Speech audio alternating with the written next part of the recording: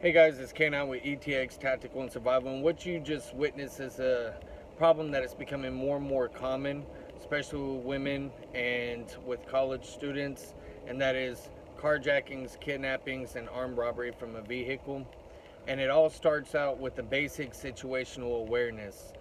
Now, if you notice in the video, Miss Sins is walking to her vehicle, something we all do every day, but she's not really paying attention. She's on her cell phone, she's texting, and she's not really aware of the surroundings. And that is crucial from the time you leave your work or your house, get in your vehicle, driving, and then getting home. So today we're going to show you the basics of what you can do, what you need to look for, and how to react in those situations.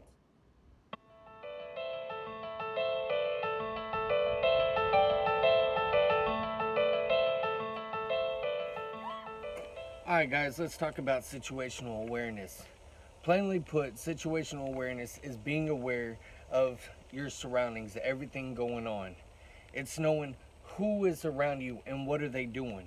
Who's coming into your line of sight or your peripherals, who's leaving out of that.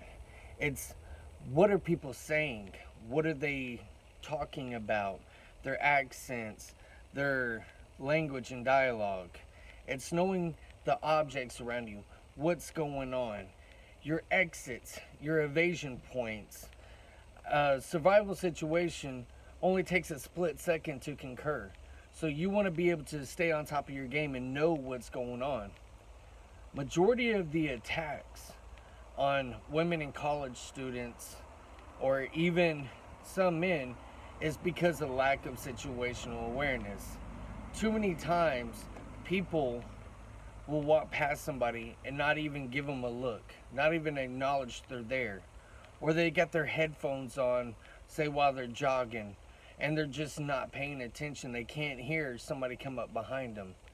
Now, I don't expect people to be situationally aware 24/7. That's just paranoia.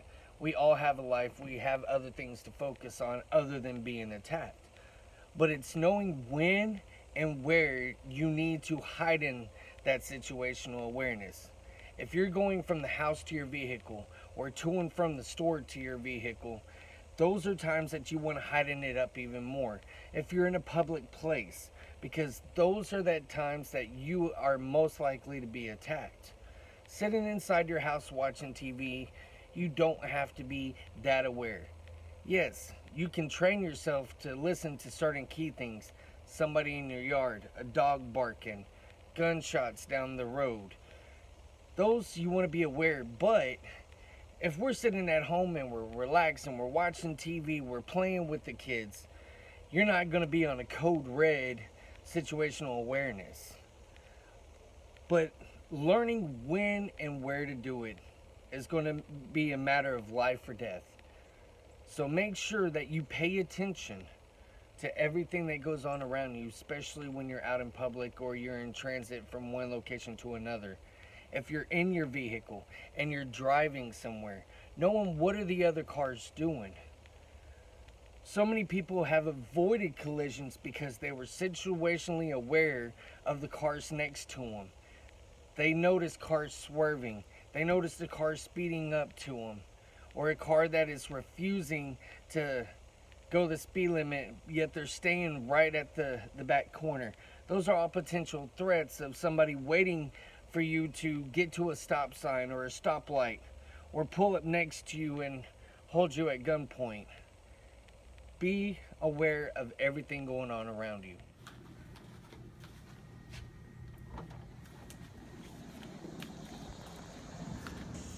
Okay, let's say that you're leaving a store and you're going out to your vehicle. Again, you want to have your head on a swivel. You want to have that situational awareness. You want to know who's doing what, who's sitting in a vehicle, who's leaning on the side of a vehicle, what are they doing. If you're walking to your vehicle and you see somebody inside and they're watching you, look back at them, acknowledge them. Most attackers, they want to be an element of surprise. They don't want you to know that they're coming. They don't want you to recognize them. That's why a lot of attackers come from behind or they have their face covered. They don't want to be recognized. An attacker is no different than a lion in the jungle hiding in the grass, just waiting for a pack of gazelle to come through and find that little weak one by themselves so they can pluck and devour. It's no different. An attacker's going to wait. They're going to find that weakling that they think. If you feel uncomfortable, there's no shame in turning right back around and going in the store, notifying somebody and asking for an escort, because there's power in numbers. An attacker wants that one single weak person. They don't want to go after a group, because that's a chance of them getting A, caught, or B, them getting injured. So be aware of what's going on. If somebody is standing outside your vehicle, acknowledge them. Excuse me, sir, why are you leaning on my vehicle? Have your phone with you. Okay? Not in your dominant hand, but have your phone with you. If you see somebody by your vehicle, before you walk up to it, call somebody. Let them know what's going on. Have them listening just in case. That way, if they do attack you and you're by yourself, you can yell out prominent details. Sex, color, the facial hair, color of hair, eyes, tattoos, body, weight, height, all that stuff that can be crucial in helping law enforcement be able to locate you or the suspect.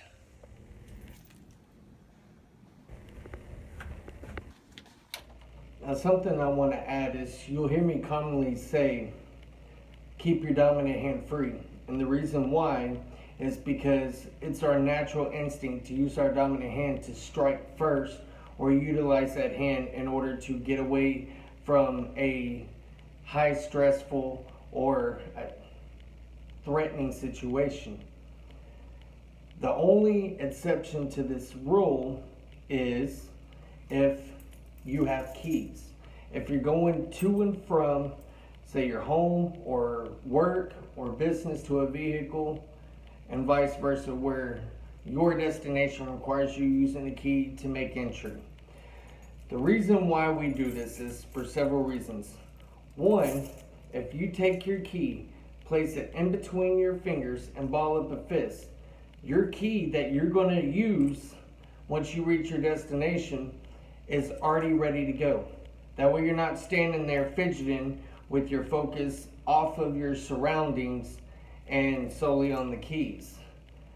Two is because this is now a lethal weapon.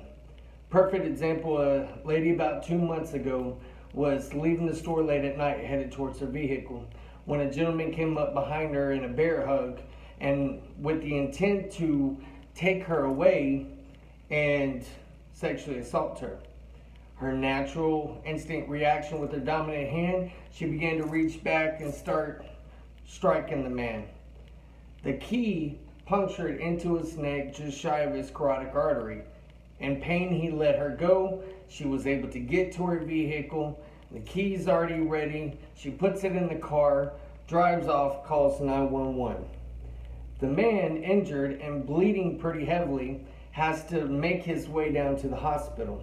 Now, he, of course, tells the nurses there a totally different story.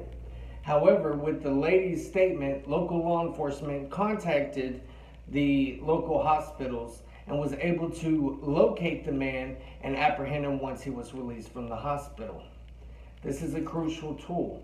Less time fidgeting and taking your situational awareness away to being prepared, and then also having a striking tool so that way you can make your strikes, get away, get to your destination, secure yourself or evade the area, and then call for help. Okay, now let's look at several situations that you might face and see how we might face it and counter it so that way we can come home safe. Okay, now let's say you're driving. There's certain things that you need to be aware of and think as you're driving to help you stay situationally aware and safe. You want to, again, notice what the other drivers are doing. Are they driving the speed limit? Are they rushing? Are they driving too slow? Are they swerving? What is going on in the vehicle? Are they paying attention?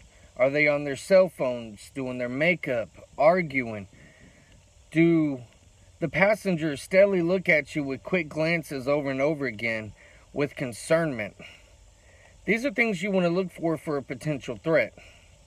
Now, when you're driving, let's say you come up to a stoplight and you have cars around you, or even if you're there by yourself, knowing exactly what's going on around you.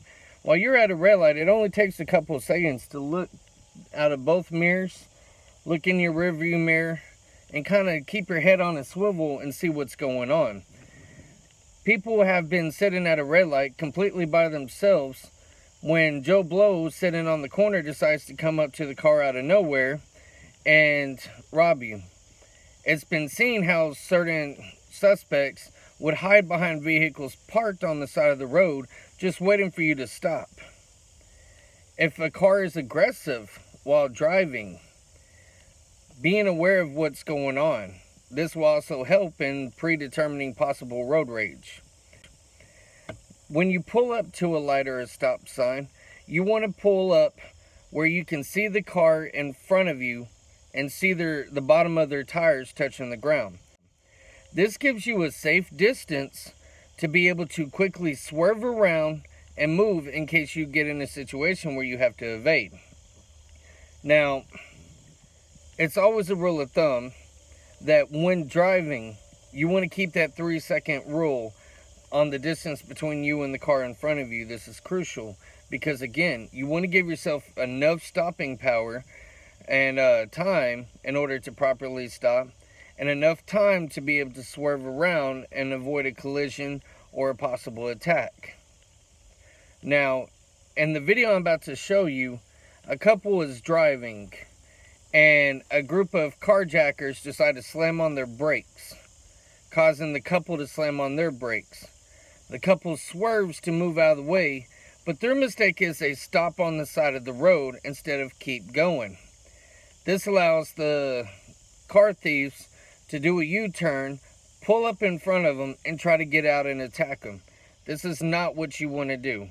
If somebody swerves and slams on their brakes, and you have the ability to move around them, keep going.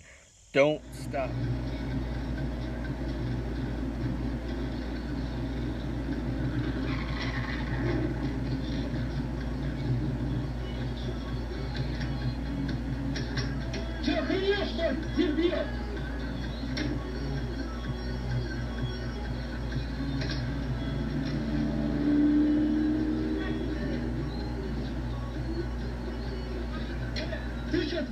If you're driving and you see somebody driving recklessly or aggressively, or you feel that you're being followed, when you're going home and you get close to your area, don't take the same path every day. Make a couple of blocks. If you have to, make a detour and pull up to the local police department or sheriff's department. If you're too far away from that or not able to shake them, then get on your phone, have a passenger get on the phone, call 911, give them the description of the vehicle, the license plate if possible, and let them know your location and what direction you're headed. That way local law enforcement can intervene and hopefully prevent a potential attack or threat. Alright guys, this is part 1 of situational awareness and what to do when faced in an attacking situation. We just wanted to cover the basis in part 1 of situational awareness to make people aware of things that they normally don't think about going through their day-to-day life that might be crucial when it comes to either preventing or saving their life in a situation when faced with an attacker. Now, part 2, we're going to get a little bit more into depth of what to do if faced with an actual attacker, either approaching your vehicle or if they're already inside your vehicle holding you at knife or gunpoint. So make sure you stay tuned for that. Part 3 is going to come out a little bit later. That's actual tools that you can use, especially women and college students, that are legal tools to help prevent and help fight against attackers such as Kubotans, pepper spray, personal alarm, and personal tasers. So we'll get into a little bit of that. So make sure you stay tuned. I hope you like this video and find it informational for you. If so, subscribe so you can catch all the other videos that I've done in the past and the videos that are to come. Make sure you like it. Let me know what you think about it. So stay tuned for all that stuff coming up. As always, stay safe, stay smart, stay alive, and God bless.